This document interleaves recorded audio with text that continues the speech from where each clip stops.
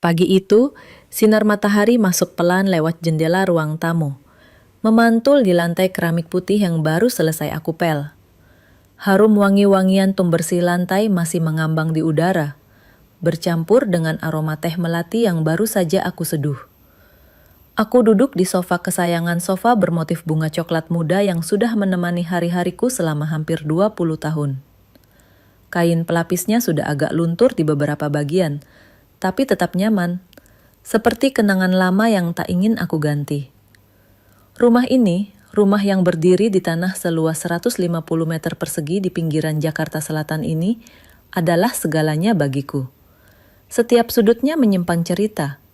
Dinding cat krem yang mulai mengelupas di bagian dekat dapur, retakan halus di langit-langit kamar tidur utama, bahkan bercak air di tembok belakang, semua itu adalah saksi bisu perjuanganku dan almarhum suamiku membangun hidup dari nol.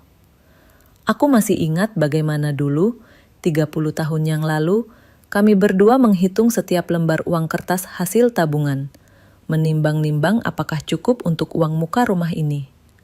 Suamiku waktu itu hanya seorang karyawan biasa di perusahaan tekstil. Gajinya pas-pasan. Tapi kami punya mimpi. Kami ingin punya rumah sendiri, tempat anak-anak kami bisa tumbuh dengan aman. Dan kami berhasil.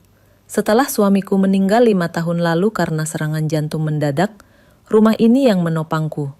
Uang pensiun dan tabungan yang tersisa kupergunakan untuk merenovasi sebagian rumah dan membantu Arya, anak laki-lakiku satu-satunya, membeli rumah pertamanya setelah dia menikah dengan Nadia. Sekarang dia berdiri di ruang tamu yang sama. Ruang tamu di rumahku. Rumah yang dulu ikut ku bantu bayar dengan uang pensiunan dan hasil menjual perhiasan emas peninggalan ibuku. Wajahnya tersenyum manis. Terlalu manis. Seperti gula yang kebanyakan dicampur ke dalam kopi sampai tidak terasa alami lagi. Tapi matanya berbeda. Dingin. Seperti es batu yang tersimpan di kulkas yang sudah mati sejak kemarin sore. "Bu, gimana kabarnya? Sehat?" Tanyanya sambil duduk di sofa seberang, tepat di tempat yang biasa Arya duduk saat masih sering mampir ke rumah ini sebelum semuanya berubah.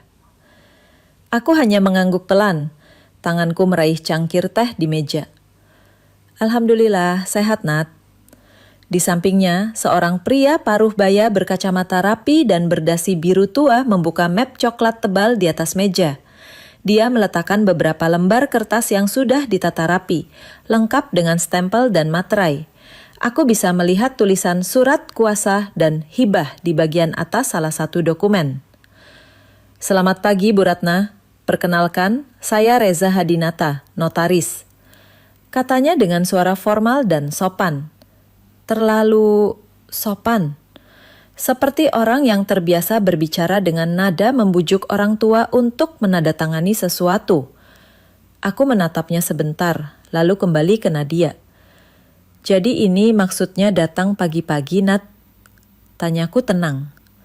Nadia tertawa kecil, suara tawanya seperti gemerincing lonceng kecil yang dibuat-buat. "Iya, Bu, ini sebenarnya demi kebaikan Ibu juga kok. Kan Ibu sudah tua. Kami pikir daripada nanti ribet kalau ada apa-apa, lebih baik urusannya diatur dari sekarang." "Urusan apa?" tanyaku. Jari-jariku mengetuk pelan di sandaran sofa. Pak Reza mulai menjelaskan dengan nada halus. "Begini, Bu, ini hanya formalitas. Dokumen ini akan memudahkan keluarga untuk mengurus aset ibu rumah, tabungan, sertifikat, supaya tidak ada masalah di kemudian hari. Jadi kalau misalnya ibu sakit atau butuh biaya pengobatan, semuanya sudah jelas siapa yang bertanggung jawab." Aku mendengarkan sambil memperhatikan gerak-gerik mereka. Nadia sesekali melirik jam tangan di pergelangan tangannya, jam merek mahal yang kubelikan untuknya sebagai hadiah ulang tahun 2 tahun lalu. Pak Reza terus bicara dengan senyum tipis yang tidak sampai ke matanya. "Ibu tinggal tanda tangan di sini, ini dan ini," katanya sambil menunjuk beberapa bagian dokumen dengan pulpen hitam bermerek terkenal. "Sebentar," aku angkat tangan pelan. "Aku boleh baca dulu?" Wajah Nadia sedikit berubah. Ada kilat kecewa yang lewat sekilas. "Ya tentu, Bu, tapi isinya standar kok. Pak Reza sudah jelaskan semuanya." Aku mengambil kertas pertama dan mulai membaca pelan. Mataku yang sudah mulai rabun memang butuh waktu, tapi aku tetap membaca setiap kata. Surat kuasa untuk mengelola rekening bank, hibah rumah dan tanah atas nama Nadia dan Arya. Pernyataan bahwa aku menyerahkan hak penuh atas semua aset kepada mereka. Tanganku tidak gemetar, justru sebaliknya sangat tenang. Aku letakkan kertas itu kembali ke meja, lalu menatap Nadia dengan tatapan yang sama tenangnya. "Nat," kataku pelan, "kamu tahu tidak, semalam aku tidak bisa tidur." Nadia tampak bingung. "Kenapa, Bu? Sakit?" "Bukan," jawabku sambil tersenyum tipis. Aku terus memikirkan sesuatu. Memikirkan bagaimana seseorang yang pernah kutolong, yang kuberi tempat tinggal, yang kuanggap seperti anak sendiri bisa berubah jadi begini. Suasana ruangan mulai berubah. Pak Reza melirik Nadia dengan pandangan tidak nyaman. "Bu, maksudnya apa?" tanya Nadia. Suaranya mulai agak tinggi. "Kamu pikir aku tidak tahu?" tanyaku pelan tapi tegas. "Kamu pikir aku pikun? Hanya karena usiaku sudah hampir 70 tahun, kamu anggap aku tidak sadar?" Nadia berdiri, tangannya mengepal. "Ibu ngomong apa sih? Ini semua untuk kebaikan ibu." "Kebaikan?" Aku tertawa kecil, tapi tidak ada humor di sana. "Kebaikan seperti saat kamu membujuk Arya untuk berhenti mampir ke rumah ini. Kebaikan seperti saat kamu bilang ke tetangga kalau aku sudah pikun dan perlu dijaga. Atau kebaikan seperti saat kamu diam-diam mencoba pinjam uang dengan jaminan sertifikat rumah ini tanpa sepengetahuanku." Wajah Nadia langsung pucat, seperti orang yang baru saja tertangkap basah. Pak Reza mulai mengumpulkan dokumen dengan guguk. "Maaf Bu, sepertinya ini masalah keluarga. Saya rasa saya..." "Tunggu Pak Reza," kataku tegas. "Sebelum Bapak pergi saya ingin tahu, apakah Bapak tahu kalau dokumen yang Bapak bawa ini sebenarnya dirancang untuk mengalihkan semua aset saya tanpa kompensasi apapun? Dan apakah Bapak tahu bahwa ini bisa dikategorikan sebagai tindakan eksploitasi terhadap lansia?" Pak Reza terdiam. Aku lanjutkan. "Karena kalau Bapak tidak tahu, saya bisa jelaskan. Tapi kalau Bapak tahu, berarti Bapak juga terlibat." Ini kesalahpahaman, Bu," kata Pak Reza dengan suara bergetar. "Kesalahpahaman?" Aku berdiri perlahan. Lututku sedikit pegal, tapi aku tahan. "Nat, dengarkan aku baik-baik. Aku memang sudah tua, tapi otakku masih jernih. Dan minggu lalu, aku sudah konsultasi dengan pengacara yang benar. Pengacara yang tidak mencoba mencurinya dari lansia." Nadia mundur selangkah. Tangannya gemetar. "Dan tahu tidak?" Aku lanjutkan sambil menatap matanya yang mulai berkaca-kaca. "Kemarin sore, aku sudah mengirim semua dokumen bukti percakapan, rekaman saat kamu membujuk Arya, screenshot chat kamu dengan teman-temanmu yang membicarakan rencana ini ke kantor polisi." Keheningan mencekam menyelimuti ruang tamu. "Jadi," kataku sambil tersenyum tenang, "sebelum kita tanda tangan apapun, aku pikir kita perlu mampir dulu ke kantor polisi. Mereka sudah menunggu kita, sudah janjian dari kemarin. Pak Reza, Bapak juga dipersilakan ikut. Mereka ingin mengklarifikasi beberapa hal tentang dokumen yang Bapak bawa." Wajah Nadia seketika pucat pasi. Bibirnya bergetar, matanya membulat ketakutan. Bu, ini... Kamu pikir aku akan diam saja?" tanyaku lirih. "Kamu pikir hanya karena aku tua dan sendiri, aku tidak bisa membela diriku?" Pak Reza sudah memasukkan semua dokumen ke dalam tasnya dengan terburu-buru. "Maaf Bu, saya ada janji lain. Saya permisi dulu." "Silakan Pak," jawabku tenang. "Tapi ingat, polisi sudah punya nama dan alamat kantor Bapak." Pak Reza hampir berlari keluar rumah. Tinggal aku dan Nadia. Dia berdiri di sana, gemetar. Air matanya mulai jatuh. "Ibu, maafkan saya." Aku hanya menatapnya dalam diam. Kalau kamu yang baca cerita ini pernah merasa dimanfaatkan hanya karena kamu baik, dengarkan aku. Kebaikan tanpa batas memang mulia, tapi kebaikan yang tidak dijaga bisa jadi senjata di tangan orang yang salah. Dan hari itu, aku memutuskan aku tidak akan jadi korban lagi. Aku akan melawan, bukan dengan amarah, tapi dengan kepala dingin dan hati yang sudah cukup lama terluka. Hari Jumat itu langit Jakarta cerah sekali. Matahari pagi bersinar hangat, tidak terlalu terik, seakan ikut merayakan kebahagiaan kami. Aku berdiri di depan cermin kamarku yang sudah kusap, merapikan kerudung coklat muda kesayanganku, kerudung yang dulu kupakai saat pernikahan almarhum suamiku puluhan tahun lalu. Kain sutranya masih lembut di kulitku, meski warnanya sudah agak pudar. Anakku Arif menikah hari itu. Menikah dengan Nadia, gadis cantik berkulit putih bersih dengan senyum yang selalu membuatku merasa hangat. Atau setidaknya, begitulah yang kupikirkan waktu itu. Akad nikah dilaksanakan di Masjid Al-Hikmah, masjid besar yang terkenal di daerah Depok. Kubel yang sudah kupoles sejak subuh tadi membawaku melintasi jalanan yang mulai ramai. Sopir angkot yang kutumpangi, Pak Joko namanya. Pria parubaya berkumis tebal, bahkan ikut senang mendengar ceritaku. Wah, anak ibu nikah ya? Selamat bu, semoga langgeng sampai kakek nenek, katanya sambil tersenyum lebar lewat kaca spion. Amin pak, terima kasih doanya, jawabku sambil membalas senyumnya. Hatiku saat itu benar-benar ringan. Sesampainya di masjid, aku disambut pemandangan yang membuat mataku berkaca-kaca.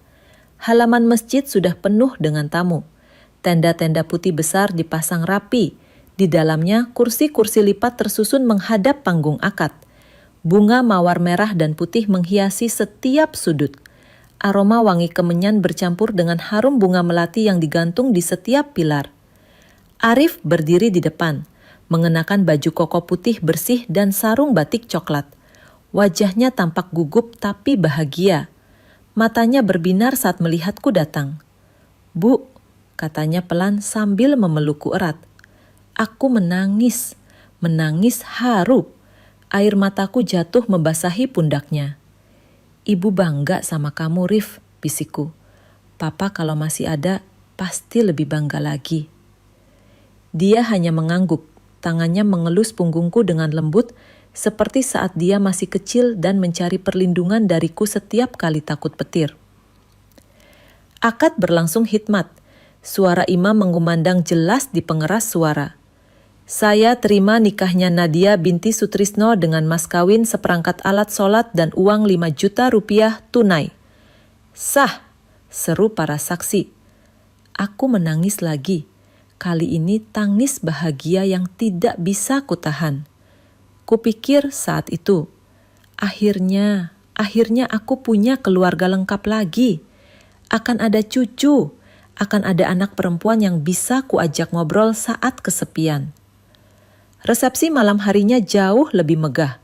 Gedung serbaguna di daerah Cinere yang kami sewa besar dan mewah. Pintunya besar dengan pintu kaca berlapis emas. Begitu masuk, mataku langsung terpana. Dekorasi serba emas memenuhi setiap sudut dari gorden tebal berwarna krem keemasan, hingga hiasan bunga ros dan melati yang digantung di langit-langit membentuk pola bunga raksasa. Panggung pengantin dihias dengan kursi sofa beludru merah marun. Di belakangnya backdrop tinggi bertuliskan nama Arif dan Nadia dengan huruf-huruf besar berlampu LED yang berkelip-kelip. Cahayanya temaram tapi elegan. Musik dangdut lembut mengalun dari sound system besar di pojok ruangan. Penyanyi perempuan bersuara merdu menyanyikan lagu Takbir Cinta, sambil sesekali bergoyang pelan. Tamu-tamu mulai berdatangan. Ada tetangga, teman kantor Arif, keluarga dari pihak Nadia, dan beberapa kerabat jauh dari kampung yang sengaja datang. Aku duduk di meja keluarga dekat panggung, mengenakan kebaya hijau toska bordir emas yang kusewa khusus untuk acara ini. Rasanya tidak nyaman terlalu ketat di pinggang, tapi aku tetap tersenyum. Ini hari bahagia anakku, aku harus terlihat pantas. Semua kemewahan ini, semua biaya ini, kulunasi dengan uang hasil jerih payahku bertahun-tahun. lebih dari 200 juta rupiah. Uang itu kukumpulkan dari berbagai sumber. Sebagian besar dari uang pensiunku yang kuterima setiap bulan, uang sebesar 3.500.000 rupiah yang seharusnya cukup untuk hidupku sendiri. Tapi selalu kusisihkan setengahnya untuk ditabung. Sebagian lagi dari hasil penjualan emas kawinku cincin, gelang dan kalung pemberian almarhum suamiku yang menjadi kenangan terakhirku dengannya. Aku jual semuanya ke toko emas di Pasar Tanah Abang.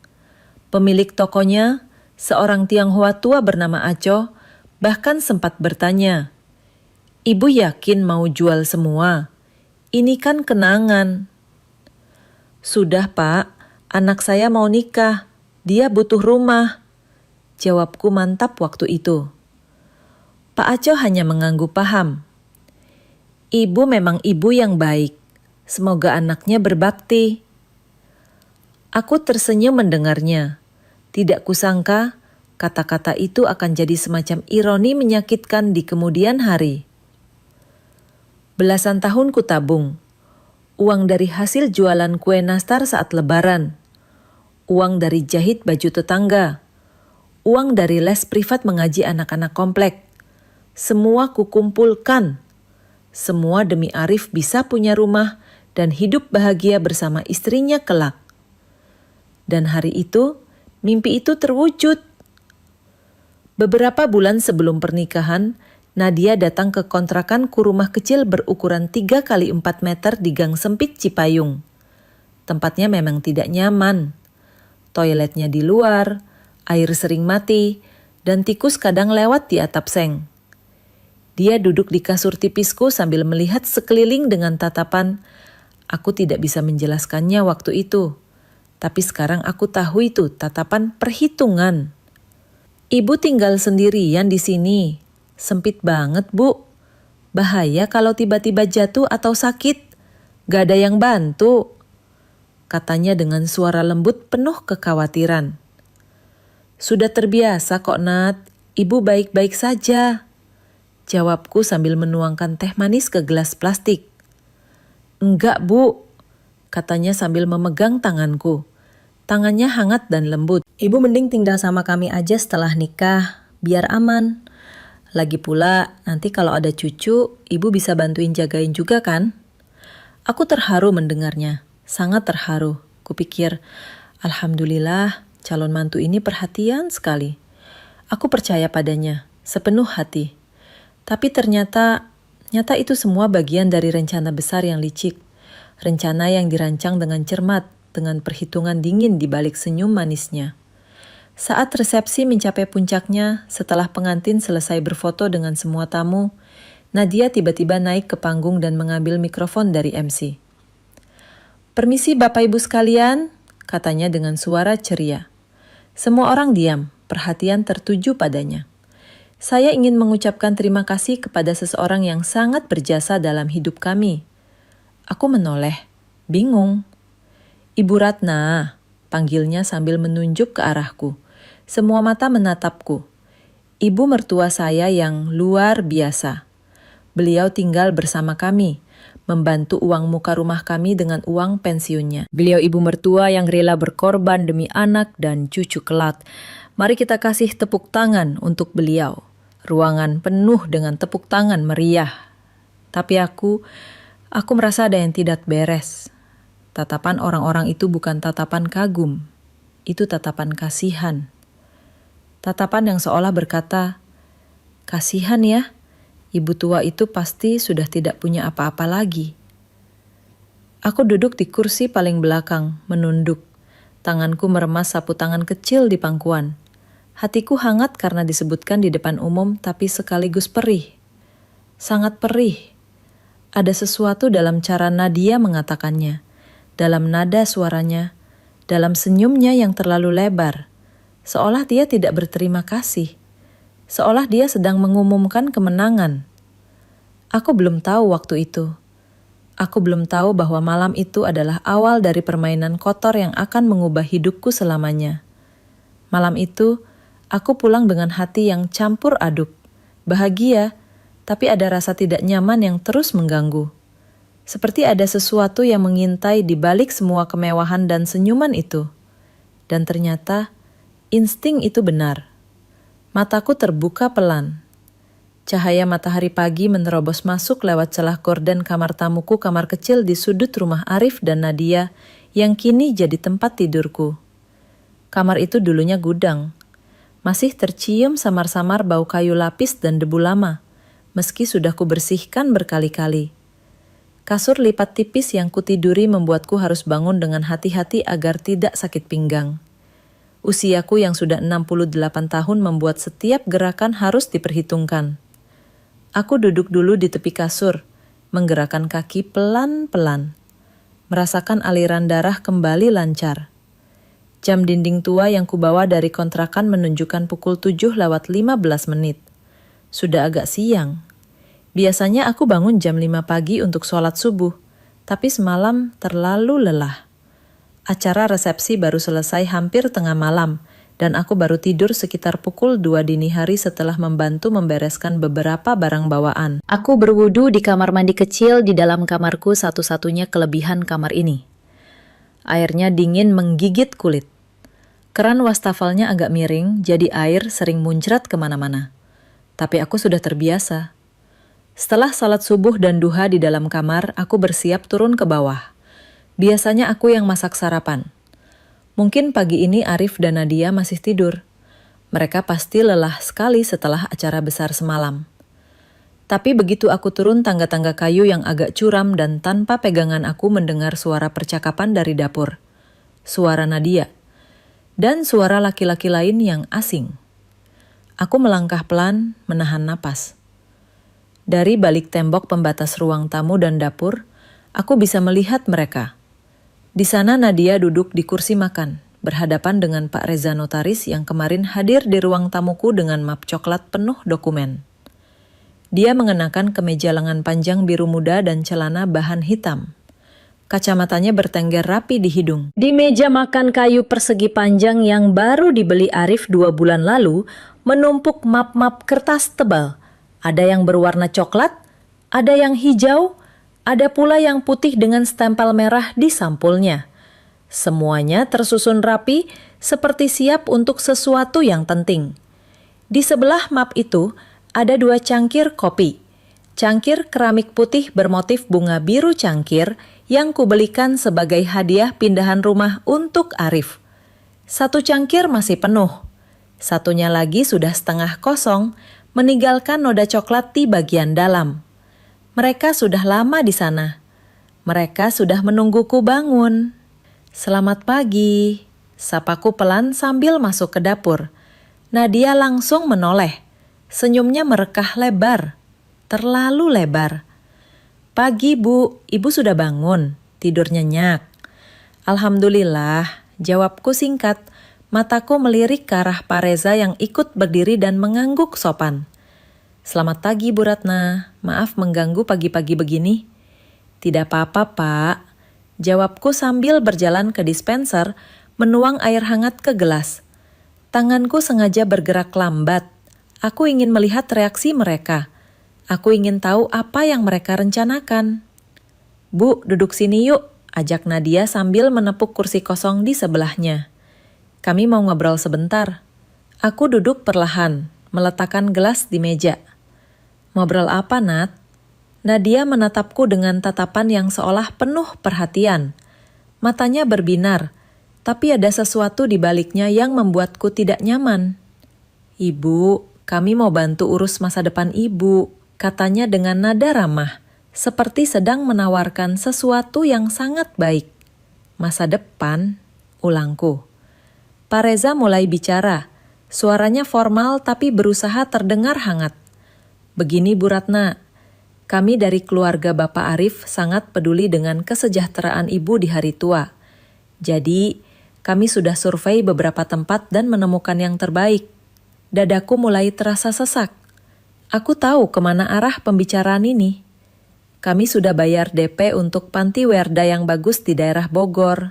Lanjut Nadia dengan senyum manis. Tempatnya asri Bu, di daerah pegunungan udaranya sejuk. Fasilitasnya lengkap banget. Ada perawat 24 jam, dokter jaga, kamar pribadi dengan AC, taman buat jalan pagi, ruang senam, bahkan ada perpustakaan kecil. Ibu pasti suka. Aku hanya menatapnya dalam diam. Dan yang paling penting, tambah Nadia sambil membuka salah satu map coklat mengeluarkan beberapa lembar kertas. Ibu tinggal tanda tangan aja di sini. Rumah ini biar atas nama kami supaya administrasinya gampang. Kan repot kalau nanti ada apa-apa masih harus bolak-balik urus surat-surat. Lebih baik sekarang sekalian biar semuanya beres. Tanganku yang memegang gelas tiba-tiba terasa dingin. Seperti darahku berhenti mengalir. Aku menatap dokumen yang diletakkan di depanku. Tulisan surat hibah tercetak tebal di bagian atas. Di bawahnya ada kalimat panjang dalam bahasa hukum yang rumit. Tapi intinya jelas, aku akan menyerahkan seluruh hak atas rumah ini kepada Arif dan Nadia. Sejak kapan aku bilang mau ke panti Werda? Tanyaku pelan tapi tegas. Suasana berubah. Senyum Nadia sedikit bergetar. Bu, katanya sambil tertawa kecil tawa yang dipaksakan. Mas Arif cuma mau yang terbaik buat ibu. Lagi pula, ibu kan sering lupa akhir-akhir ini. Kemarin ibu sampai lupa taruh kunci kamar di mana. Terus minggu lalu, ibu lupa matiin kompor. Bahaya, Bu. Aku menatapnya tajam. Kalau aku sering lupa, kenapa aku yang ingat bayar listrik bulan lalu, Nat? Bahkan aku yang ingat tagihan airnya berapa. Aku juga yang ingat tanggal jatuh tempo cicilan rumah ini bulan depan. Wajahnya langsung berubah. Senyumnya hilang. Matanya menyipit sedikit. Seperti orang yang baru saja ketahuan berbohong. Pak Reza mulai gelisah. Dia melirik jam tangannya, lalu melirik Nadia, seperti meminta instruksi. Tangannya mengetuk-ngetuk pelan di atas meja. Gerakan gugup yang dia coba sembunyikan. Bu Ratna, ini semua demi kebaikan ibu kok, coba Pak Reza meyakinkan. Panti Werda zaman sekarang sudah tidak seperti dulu, bukan tempat yang menakutkan. Malah seperti resort untuk lansia. Ibu bisa ketemu teman sebaya, ada kegiatan setiap hari. Saya tidak butuh panti Werda, potongku tegas. Saya masih sehat, saya masih bisa jalan, masih bisa pikir jernih, masih bisa urus diri sendiri. Tapi Bu, Nadia mencoba lagi. Dan satu lagi, lanjutku sambil menatap matanya langsung. Rumah ini bukan cuma rumah Arif. Rumah ini juga rumah saya. Saya yang bantu uang mukanya. Saya yang bayar renovasi dapur. Saya yang, ibu sudah tua. Sela Nadia suaranya mulai tinggi. Ibu perlu yang jagain. Kami nggak bisa terus-terusan mikirin ibu kalau tiba-tiba kenapa-kenapa. Aku diam sebentar. Bukan karena tidak punya jawaban. Tapi karena aku ingin melihat seberapa jauh mereka akan pergi. Dan aku mulai mengerti permainan mereka. Mereka ingin membuatku terlihat pikun. Mereka ingin menciptakan narasi bahwa aku sudah tidak waras, tidak bisa mengurus diri sendiri, butuh dirawat di tempat khusus. Dengan begitu, mereka bisa mengambil sertifikat rumah tanpa perlawanan, tanpa ada yang curiga. Bahkan mungkin dengan simpati orang-orang sekitar yang akan bilang, kasihan ya, anaknya baik banget mau ngurusin ibu tua yang sudah pikun. Aku menarik napas dalam, tanganku tidak gemetar lagi. Justru sekarang sangat tenang. Saya tidak akan tanda tangan hari ini, kataku pelan tapi sangat tegas. Pak Reza menghela napas panjang. Dia mengangguk, mungkin merasa lega karena tidak perlu terlibat lebih dalam drama keluarga ini. Baik Bu, kalau begitu saya permisi dulu. Dokumennya bisa dihubungi lagi kalau Ibu sudah siap. Dia bangkit, mengambil tasnya dan berjalan cepat ke arah pintu. Tinggal aku dan Nadia di dapur yang mendadak terasa sempit. Dia menatapku dengan senyum kaku, senyum yang dipaksakan, seperti topeng yang mulai retak. Ibu yakin? Tanyanya lirih. Sangat yakin, jawabku sambil berdiri, mengambil gelas kosongku dan berjalan ke wastafel untuk mencucinya. Dari balik punggungku, aku bisa merasakan tatapan tajamnya. Aku tahu, ini baru permulaan. Mereka tidak akan menyerah semudah itu, tapi aku juga tidak akan kalah. Sejak hari itu, sejak pagi di dapur bersama Pak Reza dan map-map penuh dokumen itu, aku mulai merasakan ada yang berubah. Tidak langsung terlihat, Bukan perubahan yang kasat mata, tapi seperti angin dingin yang pelan-pelan menusuk tulang halus tapi tajam. Malam itu, setelah semua orang tidur, aku duduk di kasur lipatku yang tipis.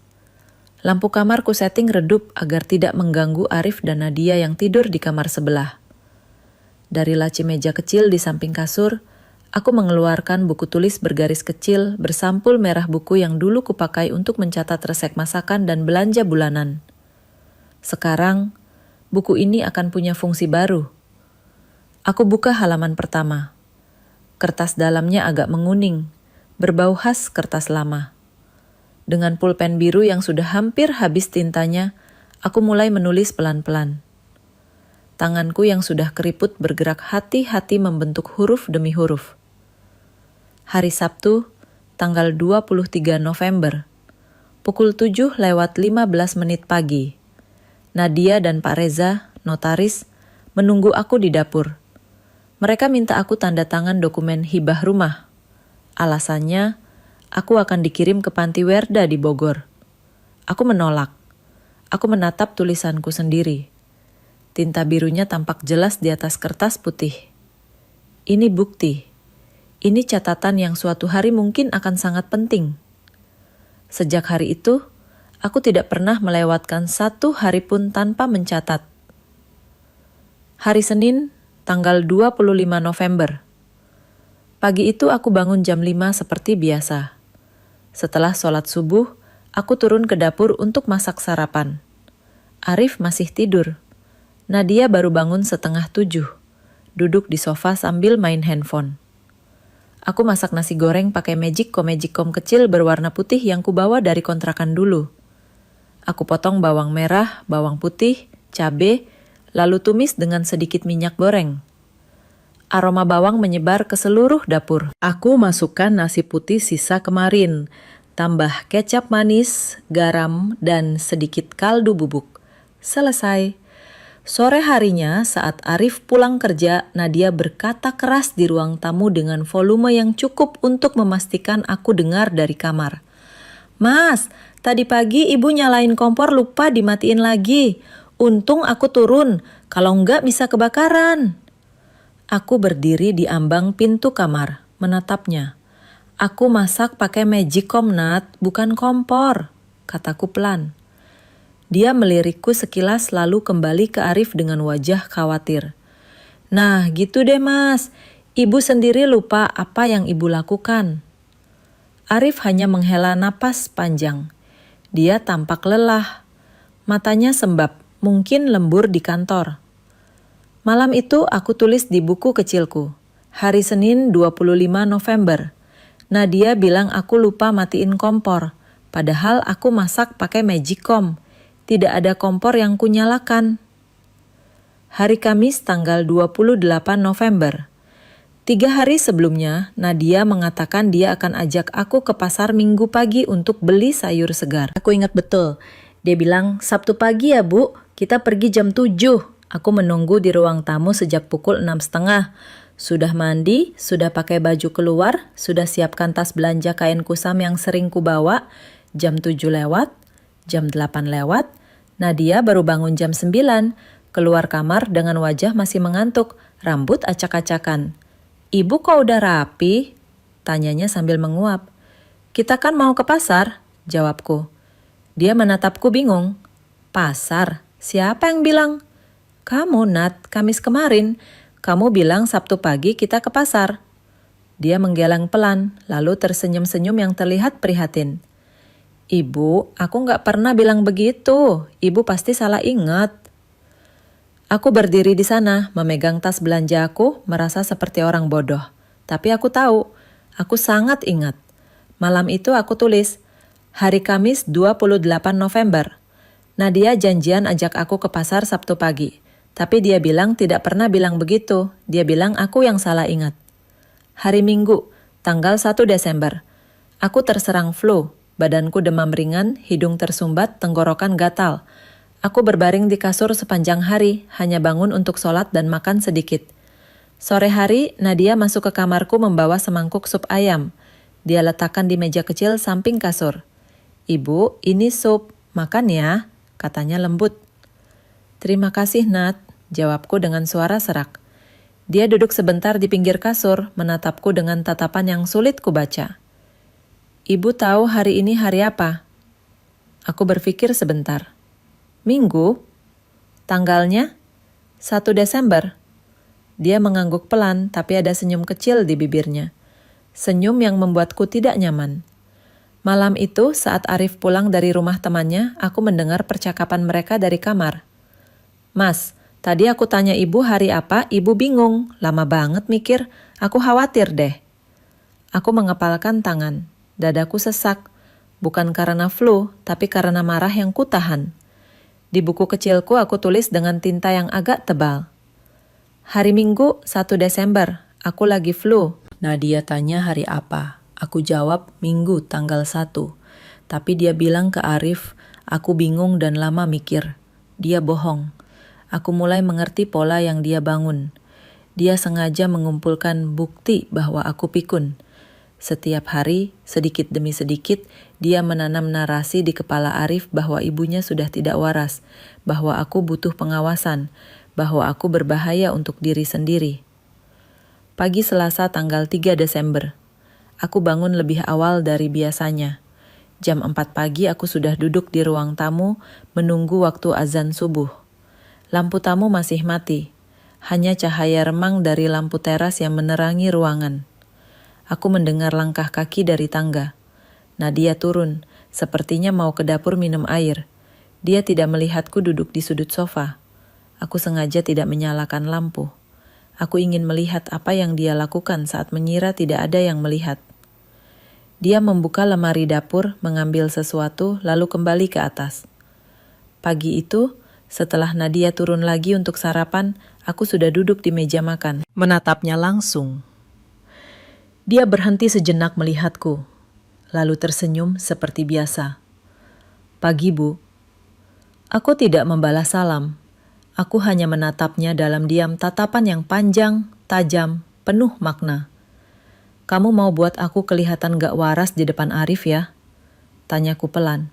Suaraku tenang. Tidak ada amarah, hanya pernyataan fakta. Nadia berhenti mengaduk teh manisnya. Sendok logam di tangannya diam di tengah cangkir. Suara detik jam dinding tiba-tiba terdengar sangat keras di tengah keheningan. Dia menatapku. Matanya berubah. Tidak ada lagi senyum manis. Yang ada hanya tatapan tajam seperti ular yang siap menyerang. Kalau ibu terus keras kepala, katanya pelan, sangat pelan, seperti bisikan berbahaya. Aku bisa tunjukin obat tidur di tas ibu ke polisi. Jantungku berdegup keras. Resepnya bukan nama ibu, lanjutnya sambil menyeruput teh dengan tenang. Semua orang bakal percaya ibu butuh wali, butuh yang ngatur. Karena ibu sudah tidak bisa mengurus diri sendiri dengan baik. Aku tahu obat yang dia maksud. Obat itu milik temanku, Rina wanita, seusiaku yang tinggal 2 blok dari kontrakanku dulu. Dia punya insomnia parah, butuh obat tidur resep dokter. Minggu lalu, sebelum aku pindah ke rumah Arif, Rina nitip aku ambilkan obatnya di apotik, karena dia sedang sakit dan tidak bisa jalan jauh. Obat itu masih ada di tasku. Aku belum sempat antar karena kepindahan dan pernikahan Arif. Dan Nadia tahu. Dia mau pakai itu untuk menjebakku, untuk menciptakan cerita bahwa aku menyalahgunakan obat, bahwa aku berbahaya, bahwa aku perlu dikurung entah di panti werda atau bahkan rumah sakit jiwa. Aku menatapnya lama. Tidak ada ketakutan di wajahku, hanya ketenangan dingin. Main kotor ya, Nat, kataku pelan. Tapi kamu lupa satu hal. Dia menatapku menunggu. Aku sudah hidup lebih lama dari kamu. Kalimat itu menggantung di udara seperti ancaman halus yang tidak perlu dijelaskan lebih lanjut. Nadia berdiri, membawa cangkirnya, lalu berjalan keluar dapur tanpa sepatah kata lagi. Tapi aku tahu ini perang. Perang yang senyap. Perang yang dingin. Dan aku tidak akan kalah. Malam itu, aku menulis sangat detail di buku kecilku. Hari Selasa, 3 Desember. Nadia mengancam akan melaporkan aku ke polisi dengan bukti obat tidur obat yang sebenarnya milik temanku Rina. Dia mau menjebakku agar terlihat tidak waras dan butuh wali. Aku sudah mulai kumpulkan bukti tandingan. Aku akan menang. Jam dinding di kamarku menunjukkan pukul 4:45. Aku sholat dengan khusyuk, lebih lama dari biasanya. Setiap sujud, aku berdoa meminta kekuatan. Meminta Allah memberiku ketabahan dan kejelasan pikiran untuk apa yang akan kulakukan hari ini. Setelah sholat, aku duduk di tepi kasur, menatap buku catatan merah kecilku yang terletak di atas meja. Semua bukti sudah kucatat. Semua kebohongan Nadia, semua usahanya membuat aku terlihat pikun, semua ancamannya. Semuanya tertulis rapi dengan tinta biru di halaman-halaman buku itu. Tapi catatan saja tidak cukup. Aku butuh bukti yang lebih kuat. Bukti yang tidak bisa dibantah. Bukti yang akan melindungiku secara hukum. Jam 6 pagi, aku sudah bersiap. Aku kenakan baju kaos lengan panjang warna abu-abu tua dan rok panjang hitam. Pakaian sederhana tapi rapi. Aku ambil tas selempang coklat kusam yang sudah menemani perjalananku bertahun-tahun. Masukkan dompet, KTP, buku catatan, dan beberapa dokumen penting. Dari celah pintu kamar, aku mengintip keluar. Rumah masih sunyi. Nadia dan Arif masih tidur. Pintu kamar mereka tertutup rapat. Tidak ada suara apapun kecuali dengkuran pelan Arif yang samar terdengar. Ini kesempatanku. Aku buka pintu kamar perlahan, sangat perlahan, agar engselnya yang sudah tua tidak berbunyi. Aku melangkah ke tangga dengan hati-hati, menghindari anak tangga ketiga yang selalu berderit kalau diinjak. Setiap langkahku diperhitungkan, setiap gerakan dilakukan dengan sangat hati-hati. Sampai di bawah, aku pakai sandal jepit di depan pintu lalu keluar. Udara pagi Jakarta masih segar, belum terkontaminasi asap kendaraan. Langit masih berwarna ungu kemerahan, pertanda matahari akan segera terbit. Aku berjalan ke jalan besar, sekitar 200 meter dari rumah lalu naik angkot jurusan Depok. Sopirnya, seorang bapak muda berkaus oblong hijau menyapaku ramah. "Pagi Bu, mau kemana?" "Ke puskesmas Pak." "Oh, sakit ya Bu?" "Alhamdulillah sehat, cuma mau ambil surat," jawabku sambil tersenyum tipis. Angkot berjalan melewati jalan-jalan yang sudah mulai ramai. Pedagang kaki lima mulai buka lapak. Penjual bubur ayam sudah menyalakan kompornya. Asap putih mengepul dari panci besar. Aroma kacang goreng dan bawang putih tercium dari pinggir jalan. Puskesmas Kecamatan Cinere buka jam 7 pagi. Aku sampai 15 menit lebih awal. Jadi, aku tunggu di bangku taman depan puskesmas sambil melihat ibu-ibu lain yang juga menunggu. Ada yang membawa bayi, ada yang membawa balita. Ada pula lansia seperti aku yang datang untuk kontrol rutin. Begitu pintu puskesmas dibuka, aku langsung masuk. Lobi puskesmas beraroma antiseptik khas rumah sakit. Lantai keramik putihnya mengkilap, baru selesai dipel. Di dinding terpasang poster-poster penyuluhan kesehatan tentang bahaya demam berdarah, pentingnya imunisasi, cara mencuci tangan yang benar. Aku ambil nomor antrian di loket pendaftaran. Nomor 12. Masih lumayan pagi, jadi tidak terlalu lama menunggu. "Nomor 12, silakan ke ruang dokter umum," panggil petugas lewat pengeras suara. Aku masuk ke ruangan kecil bercat hijau muda. Di dalamnya, seorang dokter perempuan muda, mungkin baru lulus, duduk di balik meja kayu tua dengan tumpukan berkas pasien. "Selamat pagi Ibu, ada keluhan apa?" tanyanya sambil tersenyum ramah. "Selamat pagi Dok, saya mau minta surat keterangan sehat," jawabku sambil duduk di kursi pasien. Dia tampak sedikit bingung. "Untuk keperluan apa, Bu?" Aku menarik napas. "Untuk keperluan hukum, Dok. Saya butuh surat yang menyatakan bahwa saya masih sehat secara fisik dan mental, masih sadar penuh, dan bisa mengambil keputusan sendiri." Wajahnya berubah serius. Dia menatapku lebih seksama. "Baik, Bu. Saya akan periksa dulu kondisi umum Ibu, kemudian kita bisa bicara lebih lanjut." Dia periksa tekanan darahku 120/80, normal. Dengar detak jantungku dengan stetoskop, normal. Cek refleks mata dan gerakan tubuh, semua normal. "Ibu, Boleh saya tahu kenapa ibu butuh surat ini? Tanyanya sambil menulis di kertas rekam medis. Aku ceritakan singkat tanpa terlalu banyak detail, bahwa ada pihak keluarga yang mencoba meragukan kapasitas mentalku untuk urusan hukum tertentu. Dia mengangguk paham. Baik Bu, saya akan buatkan suratnya. Tapi untuk pemeriksaan kejiwaan lebih detail, mungkin ibu perlu ke psikiater atau psikolog klinis. Tidak apa-apa dok, yang penting ada surat dari dokter umum dulu. 10 menit kemudian aku keluar puskesmas membawa amplop coklat berisi surat keterangan sehat bermeterai dan stempel resmi puskesmas. Di surat itu tertulis jelas, pasien atas nama Ratna, umur 68 tahun, dalam kondisi sehat jasmani dan rohani, sadar penuh dan mampu mengambil keputusan secara mandiri. Surat ini adalah senjataku. Dari puskesmas, aku langsung naik ojek online ke Polsek Cinere. Kantor polisi itu terletak di jalan utama, bangunan 2 lantai bercat putih dengan halaman luas tempat parkir mobil patroli. Aku masuk lewat pintu depan. Seorang polisi muda berseragam lengkap duduk di meja resepsionis. Selamat pagi Bu, ada yang bisa dibantu? Saya mau melapor Pak. Jawabku pelan tapi tegas. Dia mengambil formulir. Lapor apa Bu? Tentang upaya penipuan dan eksploitasi terhadap lansia. Matanya melebar sedikit. Dia langsung memanggil atasannya, seorang bribka paruh baya bernama Pak Hendro. Kulitnya gelap, wajahnya tegas tapi matanya ramah.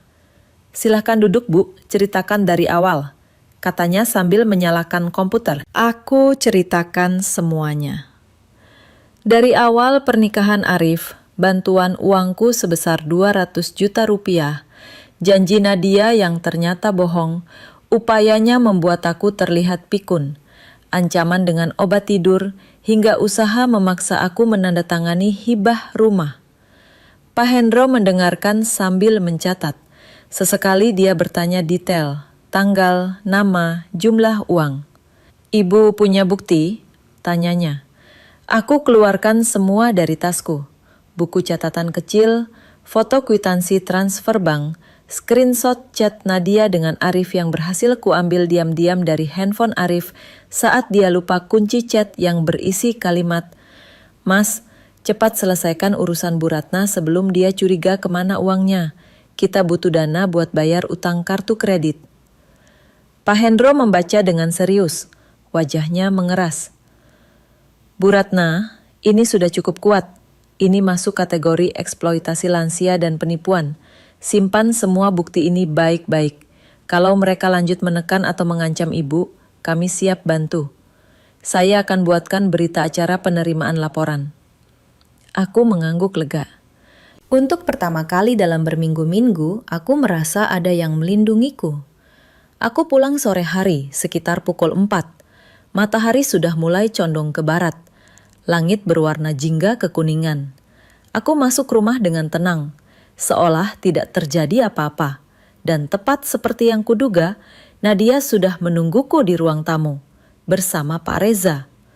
Mereka duduk di sofa. Wajah mereka tampak serius. Di meja sudah terbentang map-map dokumen yang sama seperti minggu lalu. "Ibu, kemana saja? Dari tadi kami tunggu," tanya Nadia dengan nada dibuat-buat khawatir. Aku tidak jawab. Aku masuk ke kamarku sebentar, mengambil map tebal berwarna biru tua yang sudah kusiapkan sejak kemarin malam. Map itu berisi semua bukti yang sudah kukopi.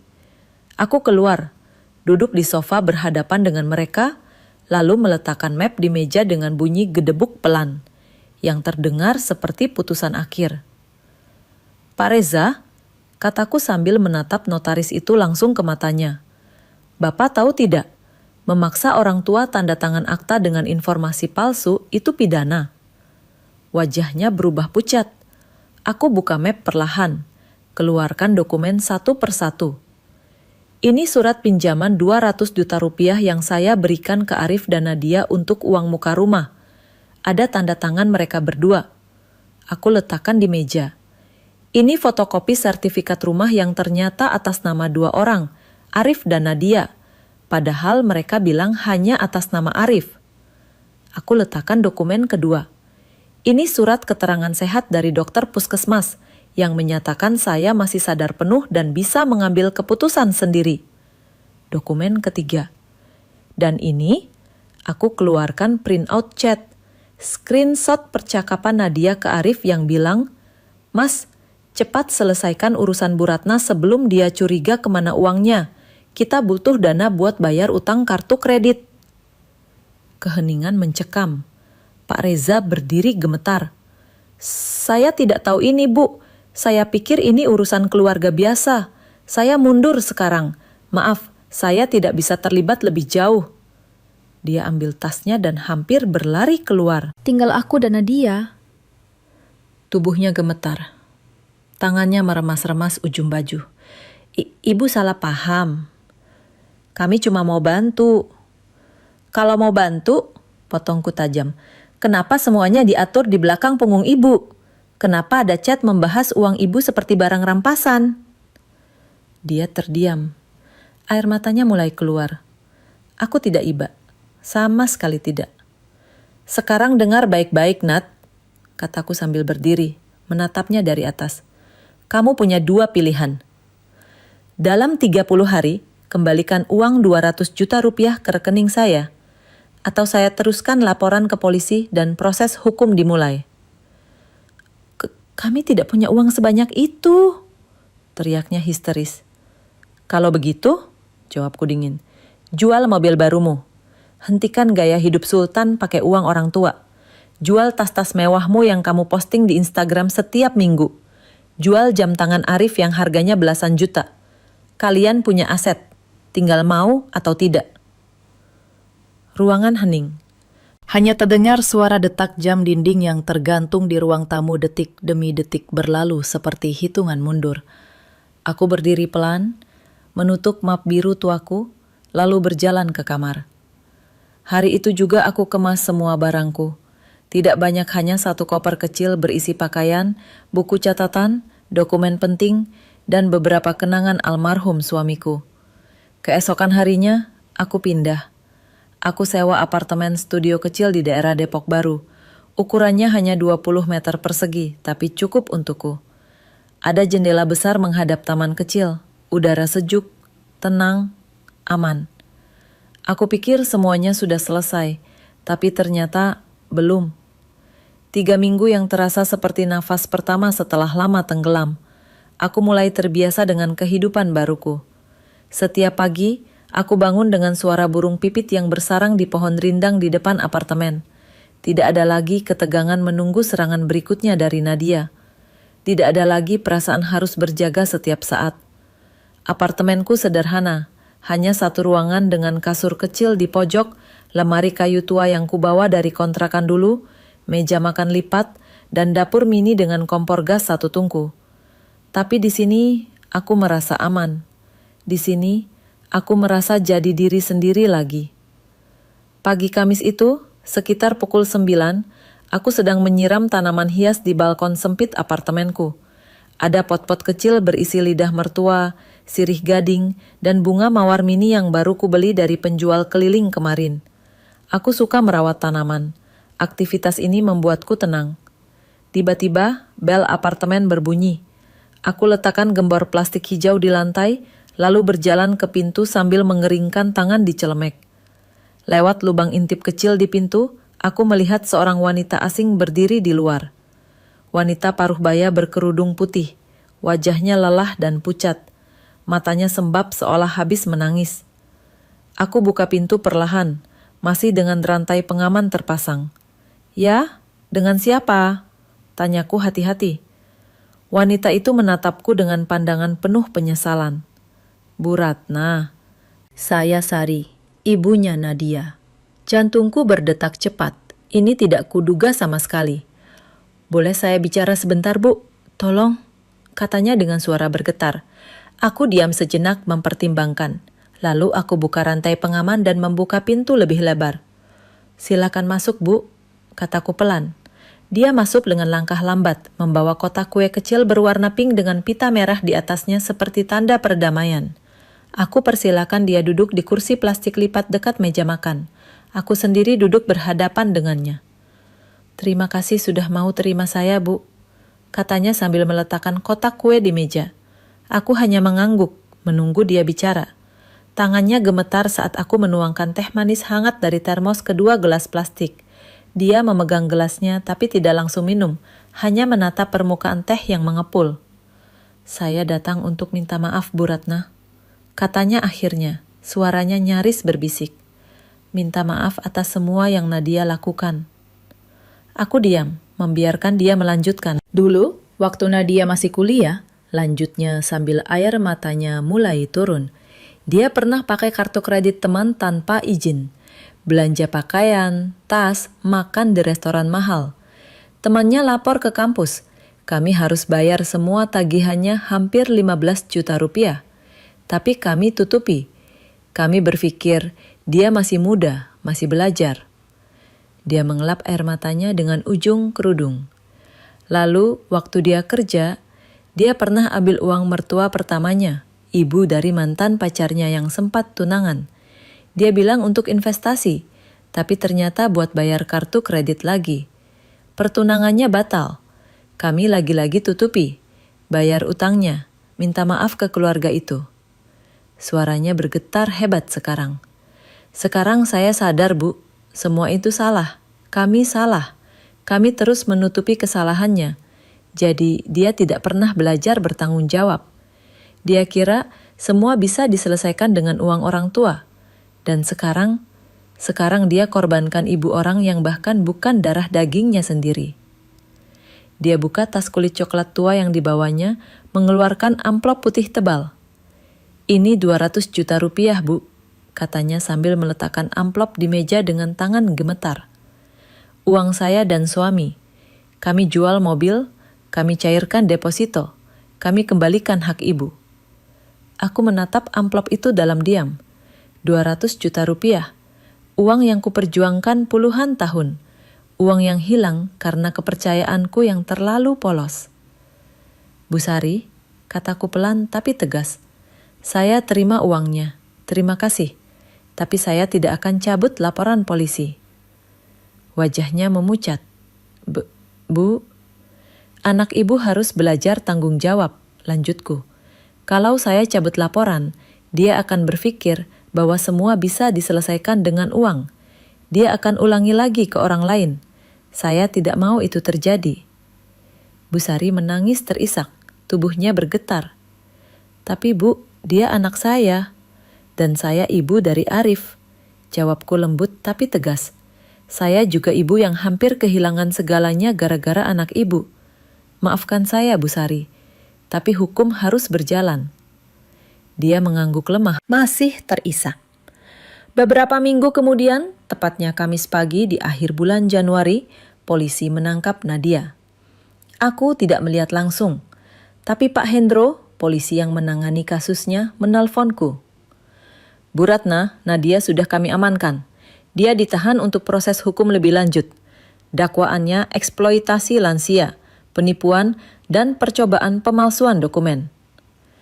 Aku hanya mengangguk lewat telepon. Dadaku terasa berat. Malam itu, tengah malam sekitar pukul 2, handphoneku berdering keras. Nama Arif muncul di layar. Aku angkat. Halo? Ibu? Suaranya berteriak histeris. Kenapa ibu lapor? Dia istri aku. Dia hamil. Dia sekarang di tahanan. Aku diam sebentar, menarik napas panjang. Dan aku ibumu, Rif. Jawabku tenang, sangat tenang. Tapi dia merampok aku. Dia manipulasi aku. Dia mau buang aku ke panti werda dan ambil rumah yang aku bantu bayar. Ibu cuma bertahan, Rif. Ibu cuma melindungi diri sendiri. Tapi kalau posisinya terbalik, kalau ada orang yang lakukan itu sama ibunya Nadia, kamu diam aja, tanyaku. Dia terdiam. Tidak ada jawaban. Ibu sayang sama kamu, Rif. Tapi ibu tidak akan biarkan siapapun manfaatkan ibu lagi. Tidak peduli itu menantu, anak atau siapa. Sambungan terputus. Proses hukum berjalan 6 bulan. Aku datang di setiap sidang, duduk di barisan belakang, mendengarkan semua kesaksian. Nadia menangis hampir di setiap sidang. Pengacaranya mencoba berbagai cara dari minta keringanan karena hamil, sampai bilang ini masalah keluarga yang seharusnya tidak dibawa ke pengadilan. Tapi hakim tidak terpengaruh. Pada sidang terakhir tanggal 20 Juli, hakim membacakan vonis. Terdakwa Nadia Sutrisno terbukti secara sah dan meyakinkan bersalah melakukan tindak pidana eksploitasi terhadap lansia dan percobaan penipuan. Terdakwa dihukum penjara selama 18 bulan dan denda 50 juta rupiah, serta wajib mengembalikan kerugian material kepada korban. Nadia pingsan di ruang sidang. 2 minggu setelah vonis, Arif mengajukan cerai. Prosesnya cepat karena ada putusan pidana. Dalam sebulan, perceraian resmi. 3 bulan kemudian di bulan Oktober, Nadia melahirkan di rumah sakit dalam tahanan. Bayi perempuan, sehat, berat 3 kilo 200 gram. Suatu sore Arif datang ke apartemenku. Wajahnya kurus, matanya cekung, tampak seperti orang yang sudah tidak tidur berhari-hari. Di tangannya dia menggendong bayi kecil terbungkus selimut pink lembut. "Bu," katanya dengan suara parau. Aku buka pintu lebar, membiarkan dia masuk. "Ini anakku, Bu, namanya Aisyah Ratna," katanya sambil air matanya jatuh. "Aku kasih nama dari ibu. Aku mau dia tahu neneknya adalah wanita yang kuat, yang tidak menyerah meski disakiti." Dia letakkan bayi itu di pelukanku. Aku menatap wajah mungil itu. Matanya yang besar, pipinya yang cabi, tangannya yang kecil menggenggam jari telunjukku. Hatiku meleleh. Aku menangis. Menangis untuk semua yang terjadi. Menangis untuk Arif yang harus kehilangan istri. Menangis untuk bayi ini yang terlahir di tengah kekacauan. Menangis untuk diriku sendiri yang sudah melewati badai paling berat dalam hidup. "Tidak apa-apa, Nak," bisikku sambil memeluk bahu Arif yang bergetar. "Yang penting kamu sudah belajar membedakan mana cinta, mana manipulasi." Sekarang, aku hidup tenang di apartemen kecilku.